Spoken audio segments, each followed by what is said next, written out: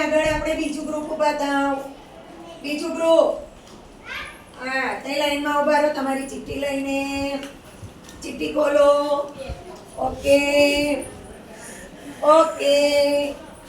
ચલો. ચિઠ્ઠી બધાને આપું છું. ચિઠ્ઠી તમારે ખોલવાની છે. અને ચિઠ્ઠી ખોલીને હમણાં આપણે પ્રવૃત્તિ કરી હતી ને એ રીતે પાછી ફરીથી આપણે પ્રવૃત્તિ કરવાની છે. તમારે તમારી ચિઠ્ઠીમાં જે લખેલું હોય એ વાંચવાનું અને જે તે ફળ પાસે તમારે ઊભા રહેવાનું છે.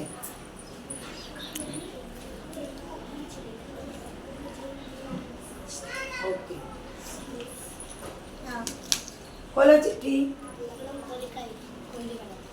હવે વાંચો, ઊભા થાવ અને તમારી ચિઠ્ઠીમાં જે લખેલું હોય એ બોલવાનું અને જે તે જગ્યાએ જઈને ઊભા રહેવાનું. ઓકે. અહીંયા જુઓ તમારે ક્યાં ઊભા રહેવાનું? તમારે ક્યાં ઊભા રહેવાનું? તમારે અહીંયા જોવાનું છે કે તમારે કયા પદ પાસે ઊભા રહેવાનું છે.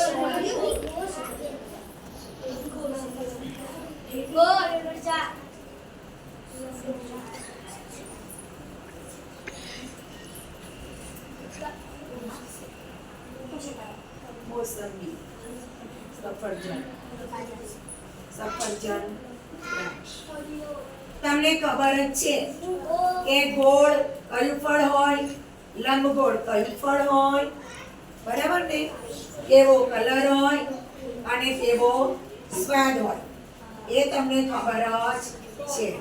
એ રીતે તમે ઊભા રહી ગયા. ચલો હવે આપણે અહીંયા જોઈશું. કેરી ખાટો અને મીઠો સ્વાદ છે. શું છે? સ્વાદ. ઓકે.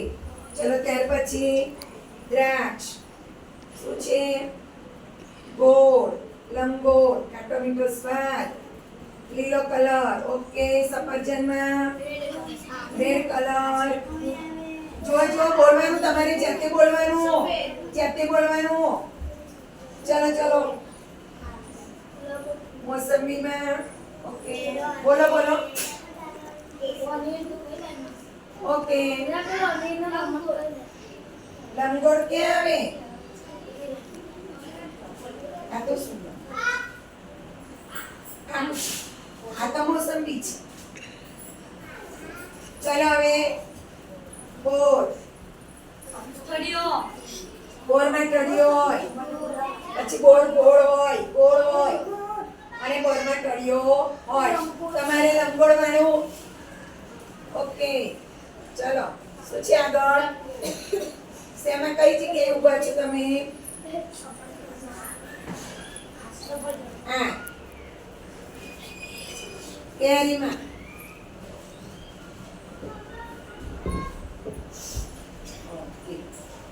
ચલો હવે તમે બધા તમારી જાતે તમારી રીતે ઊભા રહ્યા છો. તમને ખબર હતી એટલા માટે કે કયું ફળ ગોળ હોય, કયું લંબગોળ હોય, કયા ફળનો કલર કયો હોય, કયા ફળનો સ્વાદ કયો હોય.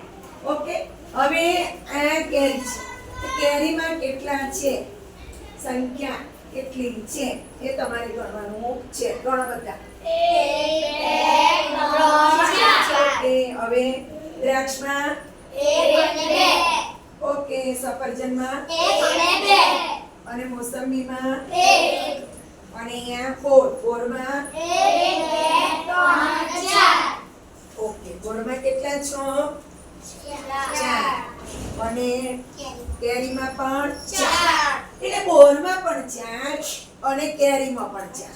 તો એ નાની મોટી કહેવાય કે એક સરખી કહેવાય? એક સરખી કહેવાય. ના ઓછી કહેવાય કે ના વધારે કહેવાય? નાની કહેવાય કે ના મોટી કહેવાય? કેવી કહેવાય? એક સરખી સંખ્યા કહેવાય. ચલો 4. હવે દ્રાક્ષમાં કેટલા છે? 2. અને મોસંબીમાં કેટલા છે? 2. એટલે એ પણ એક સરખી રકમ કહેવાય. 2 દ્રાક્ષમાં છે અને 2 મોસંબીમાં છે. એટલે એ રકમમાં શું આવશે? નાની મોટી આવે, ઓછી વધારે આવે કે સરખી આવે? સરખી આવે. હવે અહીંયા સફરજનમાં કેટલા છે? એમાં પણ 2 છે.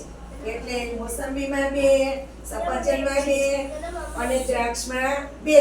એટલે તમારે આ ત્રણેયમાં નહીં, આમાં તો 1 છે ને.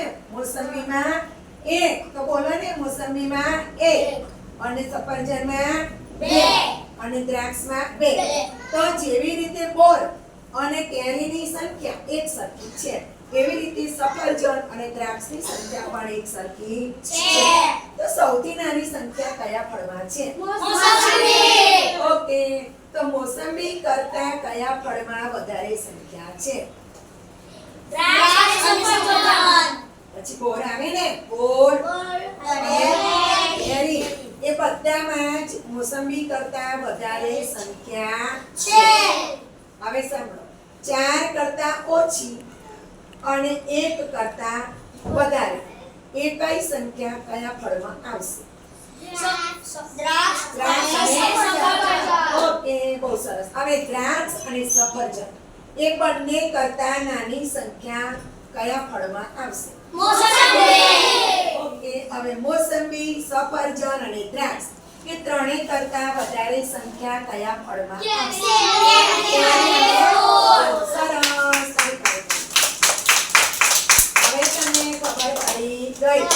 આની અંદર આ પ્રવૃત્તિમાં ગુજરાતીની પ્રવૃત્તિ પણ આવી ગઈ, ગણિતની પ્રવૃત્તિ પણ આવી ગઈ અને પર્યાવરણની પ્રવૃત્તિ પણ આવી ગઈ. આ પ્રવૃત્તિમાં નાની સંખ્યા, મોટી સંખ્યા, વધારે સંખ્યા, ઓછી સંખ્યા, વચ્ચેની સંખ્યા એ બધી જ સંખ્યાઓની ખબર પણ તમને પડી ગઈ. અને આ પ્રવૃત્તિમાં બીજું તમને શું ખબર પડ્યું? કયા ફળનો કયો કલર છે? બીજું આકાર અને સ્વાદ અને રંગ, કલર. આ બધું તમને આ પ્રવૃત્તિમાંથી સમજ પડી. ચાલો.